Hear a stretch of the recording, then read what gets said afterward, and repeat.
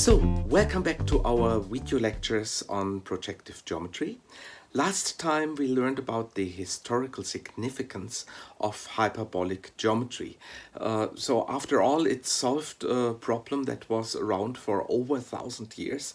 It is the only geometry that satisfies Euclid's first 4 postulates, but violates the 5th postulate. So in this strict sense, it can be called a non-Euclidean geometry.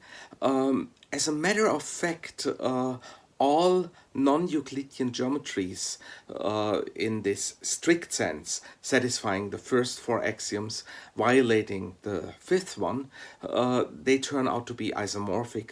So in a certain sense, problem is solved if I give you one example of a non-Euclidean geometry. I also showed you that our Cayley Klein approach gives a very nice model of hyperbolic geometry in terms of, well, usual Euclidean geometry. So everything we need for the Cayley Klein model to work is points, lines, conics, everything are terms from usual Euclidean geometry. I also showed you there is an alternative way of thinking about it, or an alternative model, which is called the Poincaré Disk. And this time I want to explain the relations between the Beltrami-Klein model and the Poincaré disk. So we ended last time with this picture where I showed you how things look like in the Beltrami-Klein model, and I showed you how things look like in the Poincaré model. So in both worlds we restricted ourselves to the interior of non-degenerate real conic, and up to projective transformation we can always think about the unit circle. This world here is embedded in the real projective plane, while the Poincaré disk is embedded in the complex projective line. And so the main difference, you already see it on that picture, what is a line in the Beltrami-Klein model becomes a circular arc in the Poincaré model. And let me list a few of the major commonalities and differences between those two models. So perhaps the most significant difference is the ambient space. So one model is embedded in the real projective plane, and the other one is embedded in the complex projective line. So if you build a coordinate system for those two worlds, they look completely different, because one of them in homogeneous coordinates has 3 real coordinates, while the other one has 2 complex coordinates in terms of homogeneous coordinates. Both of them have for the points 2 degrees of freedom, which should be the same. So the universe you are living in, if you are in this hyperbolic geometry, is essentially the same in both cases. So in both cases you are more or less trapped inside the unit disk, and being trapped there comes from the intuition that you say, well, if you are in that world and walk around and you only have a finite step length that you can take, then there is no possibility to escape the interior of the disk, and actually the same will turn out for the other side. So the points in both worlds are the points inside the unit disk. Now comes the first major difference. The lines here are secant lines to the disk, and I intentionally, in that picture here, I only drew the parts of the lines that are inside the disk. It is clear that from projective point of view, those lines would easily be extended also outside the disk. In the other world, in the Poincaré model, the lines are represented by circular arcs, but not any circular arc, because otherwise you would have too many degrees of freedom. You only consider those arcs that are perpendicular to the boundary circle. And if you do that, then you have the theorem that through 2 points in the disk there is exactly one such circular arc that is perpendicular to the boundary, so you have a line through 2 given points. So perhaps the first major advantage that you get from the Poincaré disk in comparison to the Beltrami-Klein model is that in the Beltrami-Klein model, if you measure angles, you have to do our usual Cayley Klein construction that relied completely on calculation at the end. So the only way in the Beltrami-Klein model to specify the angle between 2 lines is really to calculate it. Whereas in the Poincaré disk, the angle measurement is really Euclidean in a sense. So you can measure the angle between 2 of those arcs, and the angle that you measure in the point where these 2 arcs meet is really the angle, the hyperbolic angle between these arcs. And another significant difference comes from circles. So in this world, circles are certain conics, whereas in this world here, circles will really look like circles. And for the rest of that lecture, I really want to understand how to get from here to there and what are the specific relations between these 2 models. So, yes, there are 2 ways to think about that. So one of the ways is to say, well, I identify both models on the boundary. On the boundary, they both live on a unit circle, and we learned that the projective transformations in each world that leave the boundary invariant are exactly isomorphic to the transformations that you get from a real projective line. And the reason for that is that you can identify the boundary, this boundary circle, with a real projective line. So you can say, well, both models agree on the boundary, and we have a definite way how to go from a secant line to the corresponding arc by simply saying, well, we identified the 2 models at the boundary, so they have to agree in the boundary points, and if you have a certain secant line, you get a certain arc that is orthogonal to the boundary and goes through these 2 boundary points.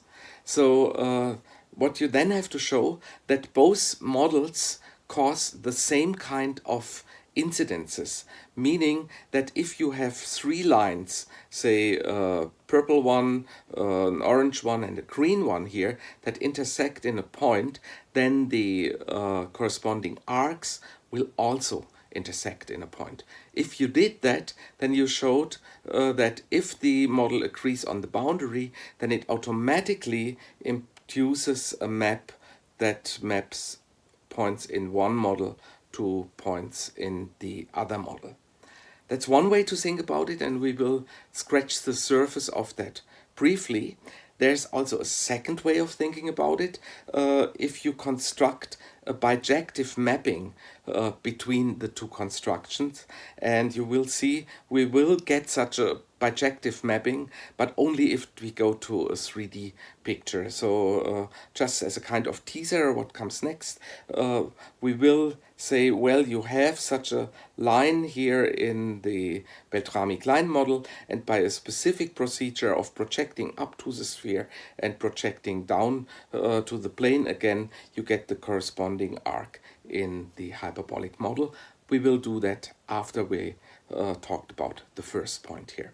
So let's focus on the first idea, and for that let us really get a formula for how the line here relates to the circular arc that we see here. So what we need somehow good coordinates of the circular arc, or the circle, because it's just enough to say I have the circle and I take the arc that I get by intersecting with the interior of the unit disk. So you need coordinates for that circle, and you need coordinates of that line. And if you suffice to show that linear dependence of these coordinates is the same before and after the translation between the two worlds, then immediately it will follow that the intersection points are preserved from one model to the other. So if we do so, we have to really do a little bit elementary geometry. And here I've drawn a significant rectangular triangle. So you have a right angle up here that pops up if you study circles that are orthogonal to the boundary. If you draw the line connecting one of the intersection points to the center of the circle and you draw its tangent, then they are obviously perpendicular to each other. So you get a rectangular triangle if you take these two lines, and if you take, well, essentially any line through the center, but we now take the symmetry line of this circular arc and consider this. And so if this here is the midpoint of the radius and this here is the 0 point of our coordinate system, you can say, well, this length here is, well, the length of the vector from 0 to m. Here you have the radius of your circle, and since you choose the unit circle as a boundary here, you get a 1 here. So, and now you can do Pythagorean tricks on this image, and for that well, you will see what comes. So what we want to do, we want to describe circles that are orthogonal to the boundary.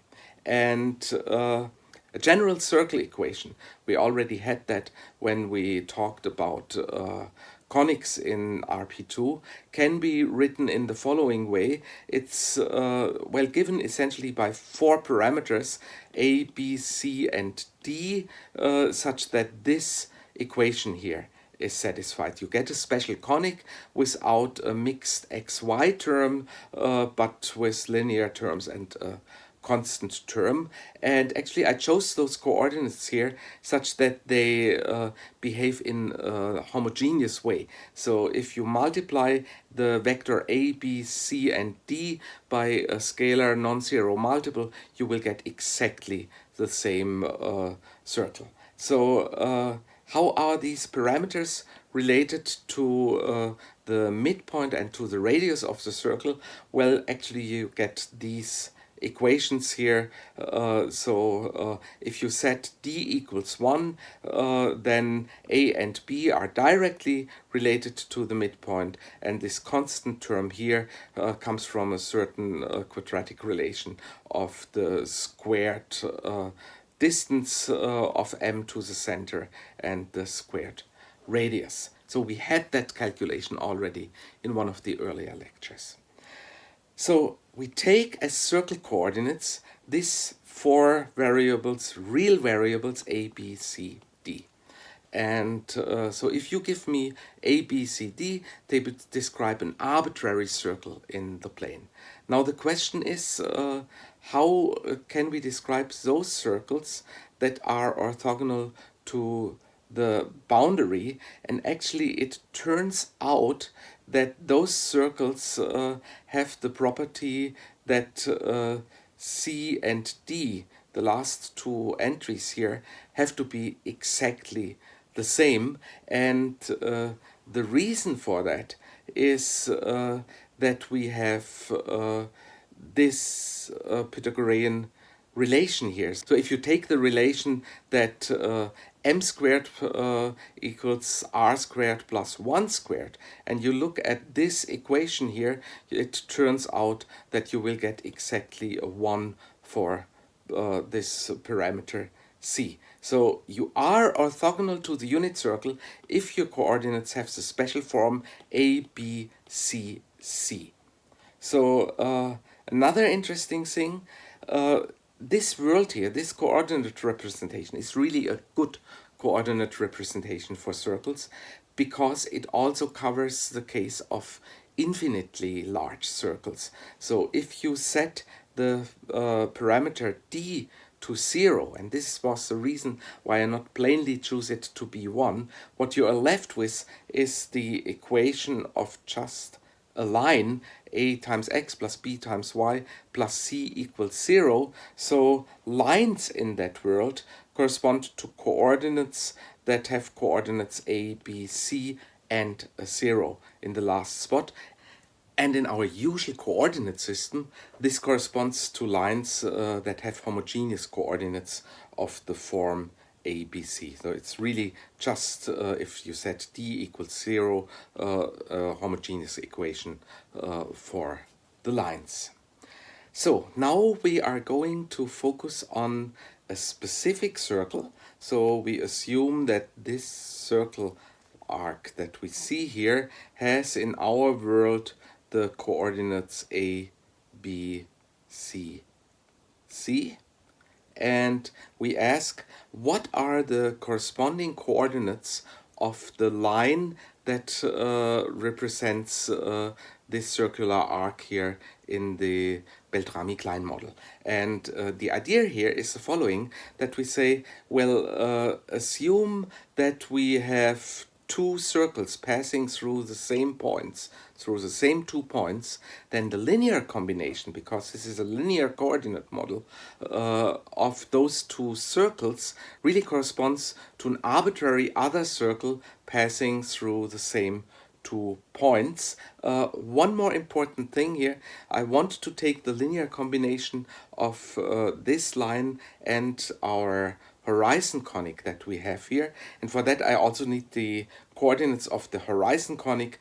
And in our coordinate system, you see the center here is taken to be the 0 vector, and the radius is 1. So what you get here is coordinates for this circle here to be 0, 0, -1, and 1.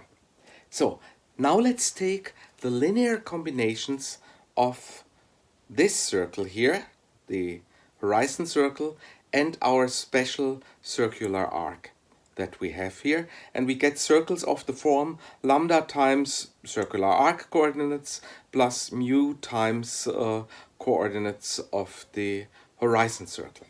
So what does this help? Well, with this equation here, we described all possible circles that pass through these 2 points, let's call them A and B. And among those circles, there is also a circle of infinite radius, namely the line that passes through A and B. And how do we get the line? Well, we have to choose lambda and mu in a good way. And what does it mean to have a good way? Well, the last entry of our resulting coordinate has to be 0, because lines are those circle coordinates that have a 0 in the last spot. How can we get that? Well, one possibility is we choose lambda equals to 1 and mu equals to minus c.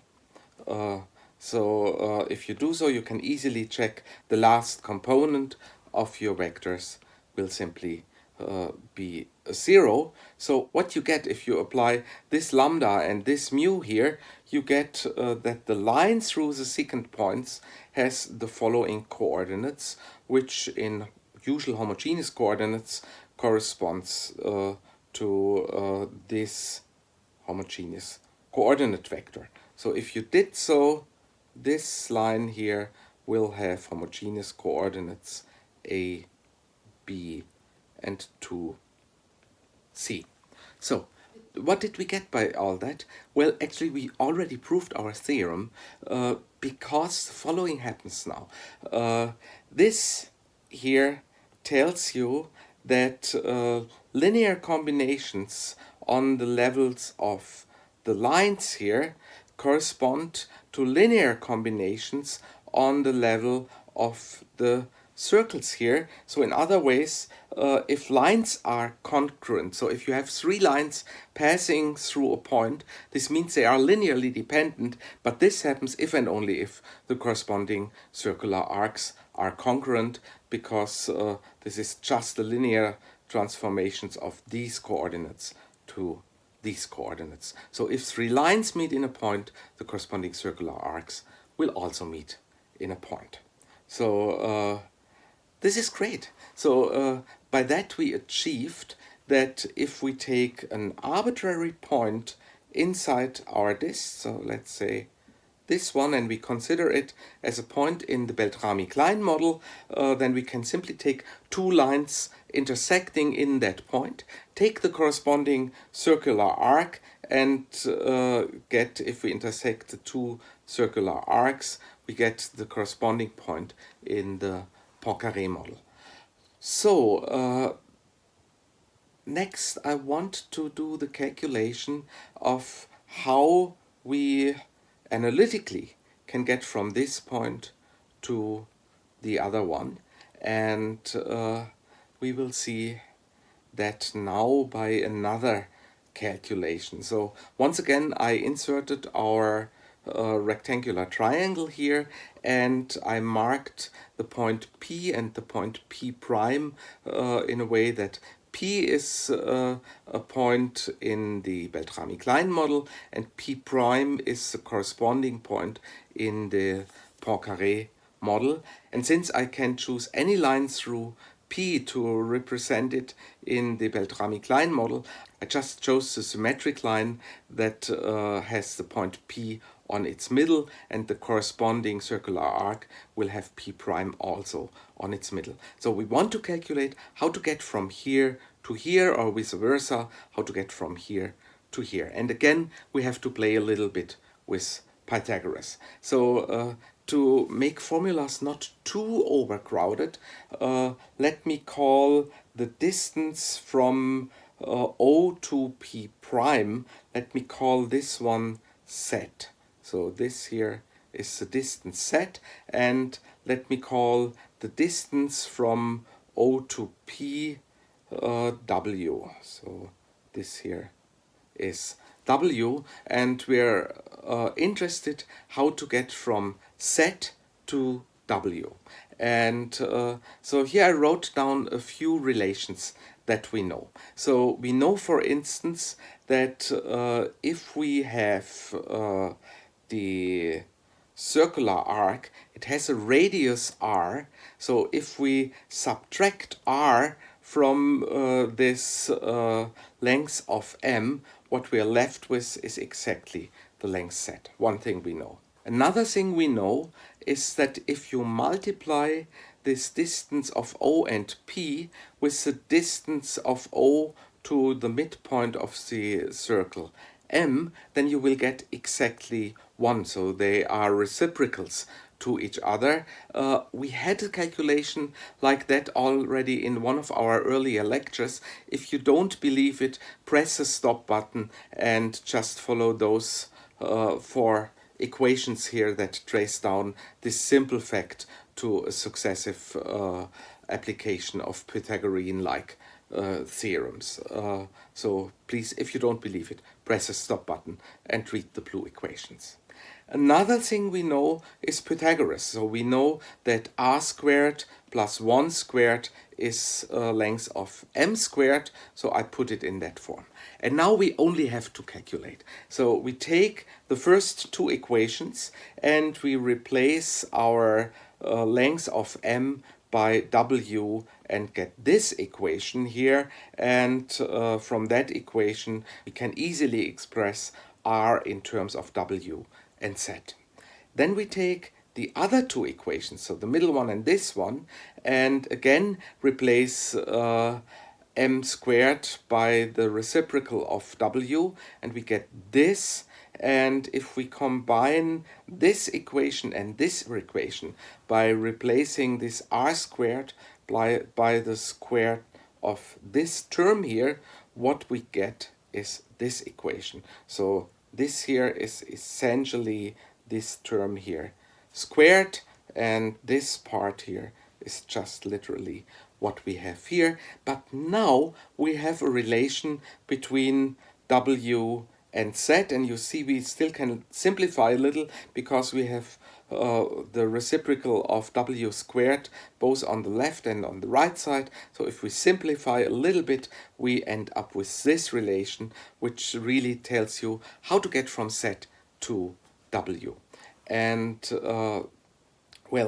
it's still implicit, so we can resolve this equation for W. So if I give you Z, then you can calculate W by this important formula.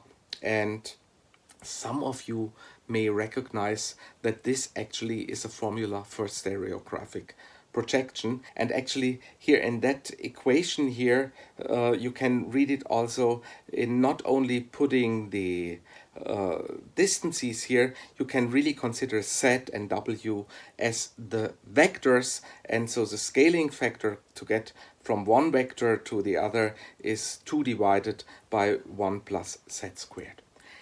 If you resolve this equation in the other direction, express Z in terms of W, you will see you get a quadratic equation. So for any point P here with distance W, there are actually two such points P prime, and the other point that you get, and let me now spoil this slide here, is really if you take this big circle here and take the other point of the intersection down here. Okay, so far for the formulas. As a next thing, I want to get to a relation between those two models, and then this video already was really long enough. I put this relation into the next video. See you there.